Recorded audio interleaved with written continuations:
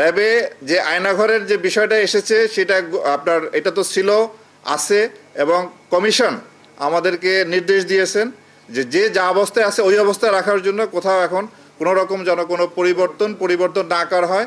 Accordingly আমরা ঠিক ওইভাবেই রেখেছি যা যেভাবে ছিল অতীতে। র্যাবের বিরুদ্ধে বেশ কিছু অভিযোগ আছে, গুম, খুন, তারপরে আপনার অপহরণ, এই ধরনের বেশ কিছু অভিযোগ আমাদের প্রতি আছে।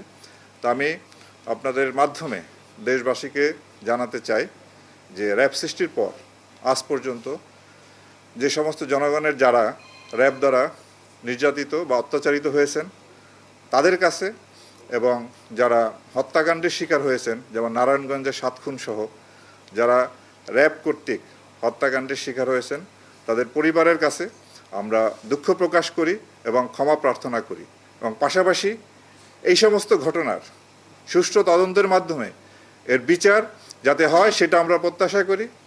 অন্তর্বর্তীকালীন সরকার গুম খুন কমিশন করেছেন, আন্তর্জাতিক অপরাধ ট্রাইব্যুনাল এই ধরনের অপরাধ কগনিজেন্সে নিয়ে এর বিচার কার্য পরিচালনা করছেন।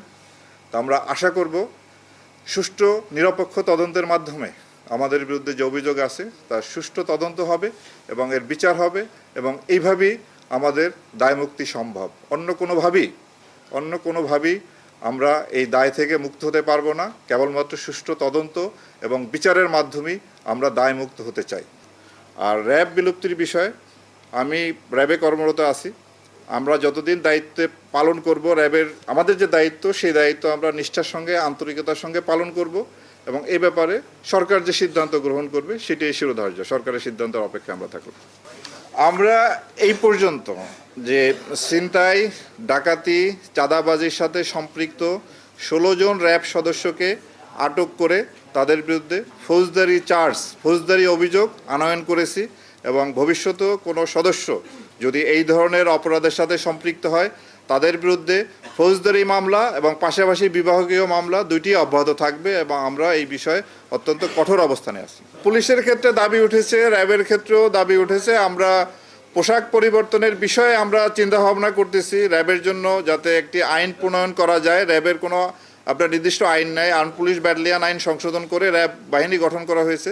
আমরা র্যাবের জন্য একটা আইন করার চিন্তা ভাবনা করতেছি, এবং আর কোন কোন ক্ষেত্রে সংস্কার আনা যায় সেই বিষয়ে আপনাদের মতামত, জনসাধারণের মতামত সাপেক্ষে আমরা পরবর্তী প্রয়োজনীয় ব্যবস্থা গ্রহণ করব।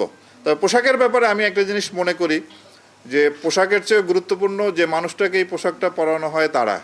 যেমন আমরা প্রতিদিনই ইউনিফর্ম পরি, আপনারা এক এক দিন প্যান্ট পরেন, প্যান্ট শার্ট পরেন, স্যুট পরেন, পায়জামা পাঞ্জাবি পরেন, ব্যক্তি একই। সুতরাং একজন ভালো ব্যক্তি যে পোশাকই পরুক না কেন তার কাছ থেকে আমরা ভালো জিনিসই পাবো। খারাপ ব্যক্তিকে আমি যত ভালো পোশাক পরাই না কেন তার কাছ থেকে আমরা ভালো কিছু পাবো না। তারপরও যেহেতু পোশাকের ব্যাপারে একটা মতামত আসছে, আমরা এটা সক্রিয় বিবেচনায় রেখেছি।